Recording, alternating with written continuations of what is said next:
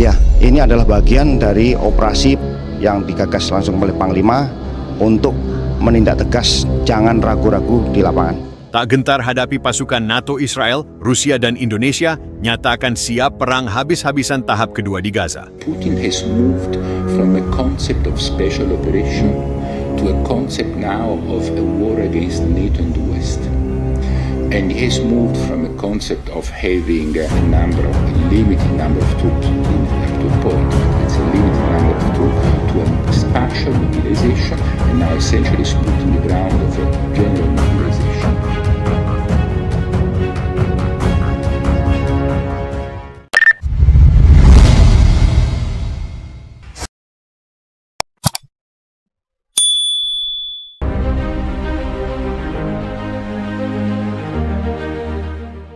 Ketegangan global mencapai tahap baru apabila Rusia dan Indonesia secara terbuka menyatakan kesiapan mereka untuk menghadapi pasukan gabungan NATO dan Israel dalam konflik yang semakin memuncak di Gaza.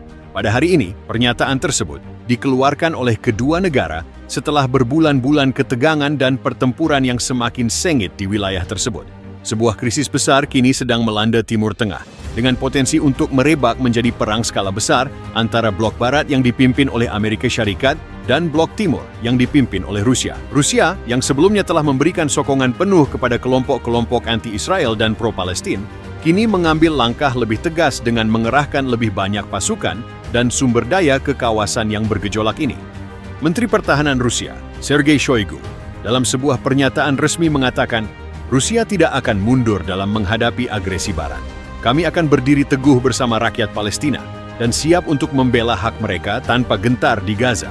Pasukan kami siap untuk melawan pasukan NATO Israel dalam apa jua bentuk, dalam pertempuran yang tak akan pernah mereka lupakan.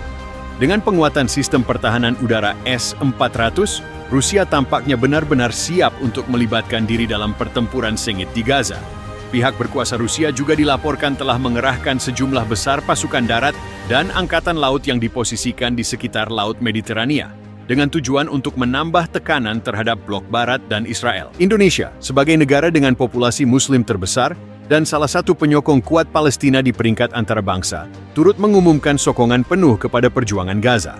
Presiden Indonesia, Prabowo Subianto, dalam kenyataan rasmi yang disampaikan kepada dunia, menegaskan, Indonesia tidak akan tinggal diam terhadap penindasan yang sedang berlaku di Gaza.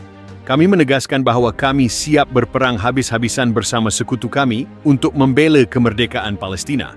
Kedaulatan dan hak hidup rakyat Palestina adalah perkara yang tak boleh diganggu-gugat. Indonesia telah mengerahkan sejumlah besar pasukan pertahanan, termasuk pasukan khusus dan unit medis, untuk bersiap di kawasan Asia Barat. Tindakan ini mengukuhkan lagi tekad Indonesia untuk memperjuangkan kemerdekaan Palestina melalui apa jua cara yang diperlukan, termasuk sokongan ketenteraan yang lebih besar jika diperlukan. Perang ini memasuki tahap kedua selepas serangan besar-besaran yang dilakukan oleh Israel ke atas Gaza, yang turut disokong oleh pasukan NATO. Serangan ini menyebabkan beratus-ratus ribu orang terpaksa melarikan diri dan menyaksikan puluhan ribu kematian yang menyayat hati di kalangan warga awam. Walaupun dunia mengutuk kekejaman yang berlaku, pasukan Israel dengan sokongan penuh Amerika Syarikat dan sekutunya, NATO, terus melancarkan serangan besar-besaran ke atas infrastruktur Gaza. Di sisi lain, Rusia dan sekutunya menyifatkan tindakan Israel sebagai bentuk penindasan yang tidak dapat diterima.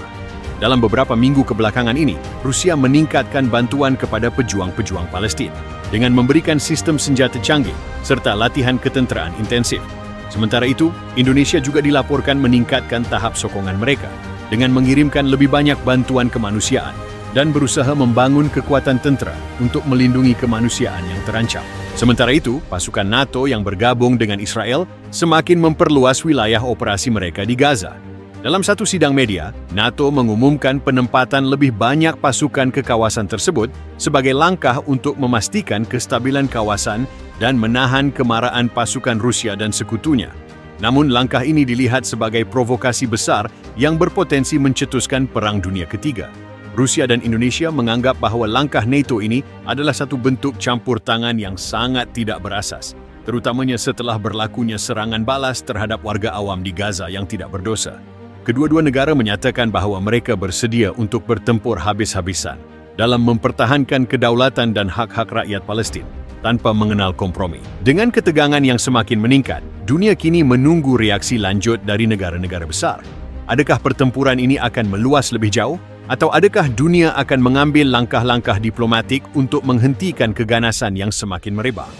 Banyak pihak melihat bahawa pertempuran yang berlangsung di Gaza kini bukan hanya sekadar isu wilayah, tetapi juga satu persaingan kuasa besar yang berpotensi menjerumuskan dunia ke dalam peperangan skala besar.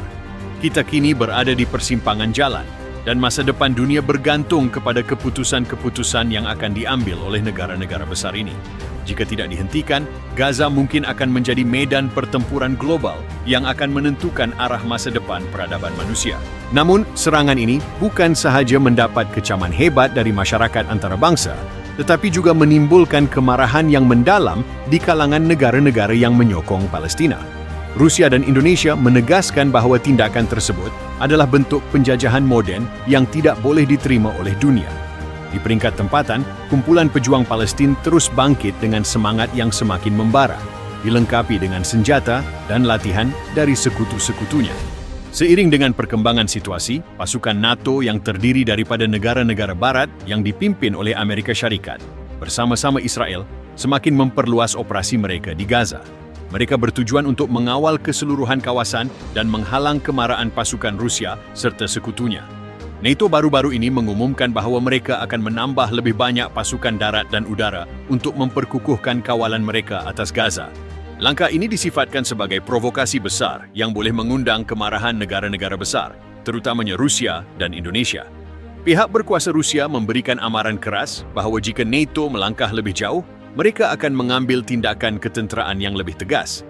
Dalam satu kenyataan rasmi, Kementerian Luar Negeri Rusia mengingatkan negara-negara barat bahawa Rusia tidak akan teragak-agak untuk mengerahkan kekuatan mereka dalam menentang sebarang bentuk campur tangan yang lebih besar.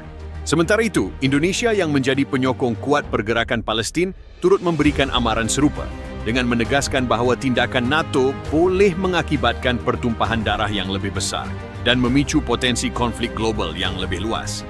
Sementara itu, komuniti antarabangsa terus mendesak agar segala usaha diplomatik dijalankan untuk menghentikan kekejaman yang berlaku di Gaza.